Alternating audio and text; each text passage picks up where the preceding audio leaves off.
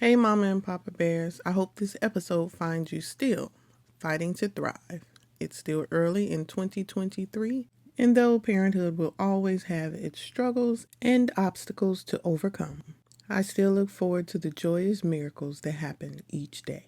I started Ivy House and this podcast because I wanted to be a help and reach out to more parents that just needed to hear sage advice coming from a fellow parent who's truly concerned and who has varying degrees of experience with children in different roles, not just as a mom.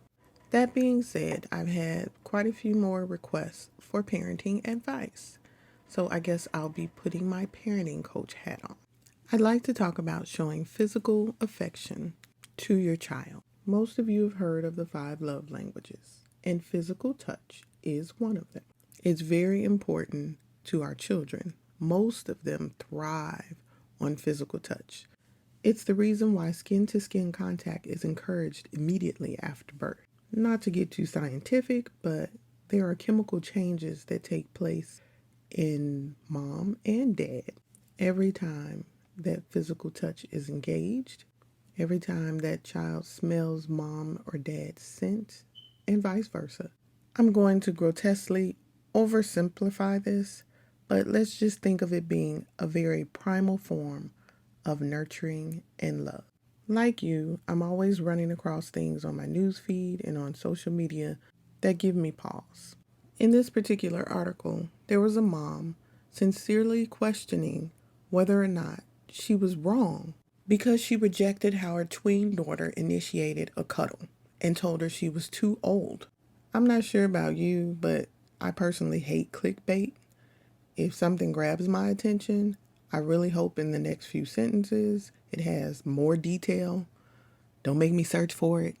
Thankfully, this article did go into more detail because we all know if it's a tween, that means it's still a pretty young child in middle school. And middle school is rough. It's a time where you're trying to embrace the fact that you're a big kid outside of the home, but when you get home, you pretty much still do want that attention and those cuddles from your parents. Well, this mom went into more detail, and what she says actually happened is that her daughter runs and jumps into her and her husband's lap for a cuddle. Now, middle school kids are not lightweights.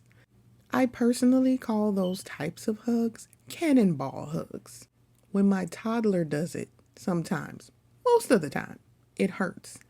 After I yowl in pain, which usually gets her attention, I go, "You gotta be gentle with mama." And she'll stop, look me in my face, and say, "Sorry, mama," and proceed as she was, coming in for a giant hug. I cannot lie.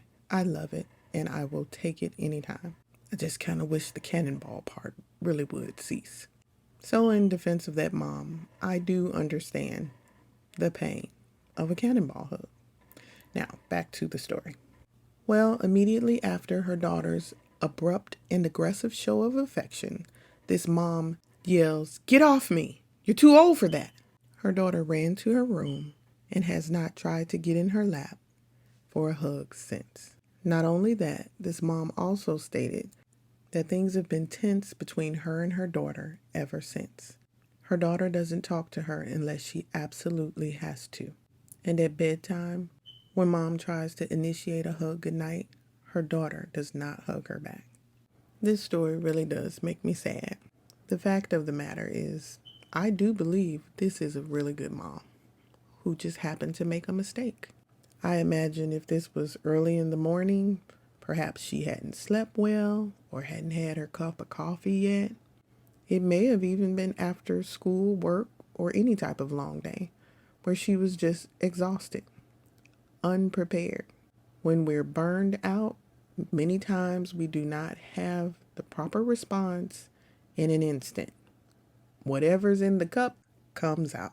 As an example, no matter how good a cup of coffee is that I have, that last little drop at the end where you might have walked away and it cooled off tends to be a bit bitter when you come back to it because the cup is cold and empty.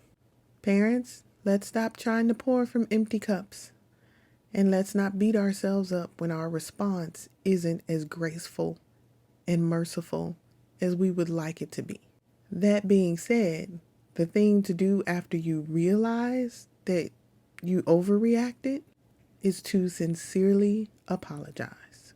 When I was reading this story, the movie Inside Out came to mind. I could see the little blue character's sadness, head down, shoulders slumped over, perhaps tears rolling down her cheek, walking toward the memory ball that was just created and touching it, causing it to turn blue. For those of you who've never seen the movie, sorry. Spoiler alert. Sometimes the colors change as the ball rolls along in life. Again, if you've seen the movie, you know what I mean. So that apology I was speaking of earlier is the way to change the hue of that core memory. A sincere apology acknowledges your own wrong, but does not have to dismiss the provocation of the other person's actions that caused you to react in the manner that you did. And here's a secret. A sincere apology doesn't make it seem as if you're defending your actions when you do so. In this situation, I would advise mom, in her own words, to let her daughter know that she is so sorry for how she hurt her. And then ask her daughter to explain how she felt in that moment and how she feels during their present conversation. If her daughter is being cooperative and truly engaging in the conversation, I would advise mom to acknowledge her daughter's feelings and concerns and repeat her understanding back to her daughter to make sure that she's understanding what her daughter is saying clearly. If things are continuing to progress well, I would encourage mom to ask her daughter if they could change the way they initiate a cuddle. Tweak it a bit so that it's a pleasant and welcome experience for both of them. Then I would also encourage mom toward the end of the conversation to apologize again for the abrupt reaction that hurt her daughter and let her know that if it happens again, that it's not because she wants to push her away, it's because she's very upset in the moment and that she'll be working on how she responds to behavior that she's displeased with coming from her daughter, and to ask her daughter to be patient with her. Some parents might feel like, yeah, this is too much. I'm not doing this. They'll get over it. Well, unfortunately, many times that's not the case. If behaviors like this are consistently taking place in your home, you'll begin to see your children acting this way toward their siblings, toward you, toward teachers and coaches and other students.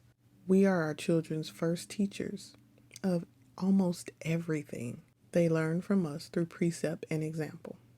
Apologizing to your child and choosing to communicate with them in a way that they can understand will only help them thrive in life. I'm going to say it until the cows come home. Great relationships, no matter with whom you have that relationship with in your life, will thrive on good communication and respect. Open, honest communication and respect build trust in our children. It's what makes home their safe haven. And when I say home, I don't just mean the four walls you live within. I mean you, your family. As our children explore and mature outside of our home, they continuously run into so many hardships and obstacles that honestly we can't really even imagine because we didn't have everything at our fingertips when we were their age. They can be easily overwhelmed by what feels like a tsunami coming at them every time they walk out the door. Honestly, even scarier every time they turn on a screen.